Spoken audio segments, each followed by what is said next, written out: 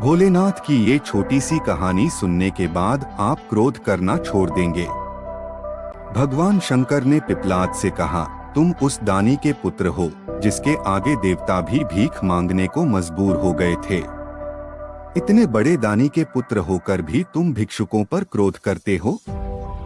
महर्षि दाधिची के पुत्र का नाम था पिपलाद। चूंकि वह सिर्फ पीपल का फल ही खाया करते थे, इसलिए उन्हें पिपलाद के नाम से पुकारा जाता था। अपने पिता की तरह पिपलाद भी बहुत तेजवान और तपस्वी था। जब पिपलाद को डोट यह पता चला कि देवताओं को अस्थिदान देने के कारण उनके पिता की मृत्यु हो गई, तो उन्हें बहुत दुख हुआ। आग बबूला होकर उन्होंने देवताओं से बदला लेने का निश्चय किया। यही सोचकर वह शंकर भगवान को खुश करने के लिए उनकी तपस्या करने लगा। उनकी तपस्या से अंततः शंकर भगवान खुश हुए और पिपलाद से वरदान मांगने को कहा। पिपलाद ने भगवान से प्रार्थना की, हे आशुतोष, मुझे ऐसी शक्ति दो जिससे मैं देवताओं से अपने पिता की मृत्यु का बदला ले सकूं। भगवान शंकर तथास्तु कहकर अंतर्ध्यान हो गए। उनके अंतर्ध्यान होने के तुरंत बाद वहां एक काली कलूटी लाल लाल आंखों वाली राक्षसी प्रकट हुई। उसने पिपलाद से पूछा, स्वामी आज्ञा दीजिए, मुझे क्या करना है?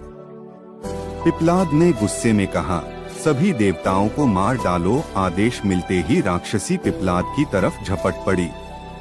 पिपलाद अचंभित हो चीख पड़ा, यह क्या कर रही हो?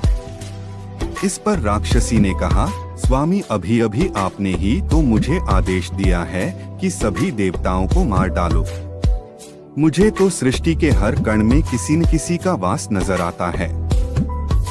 सच तो यह है कि आपके शरीर के हर अंग में भी कई देवता दिख रहे हैं मुझे, और इसीलिए मैंने सोचा कि क्यों न शुरुआत आपसे ही करूं। पिपलाद भयभीत हो उठे।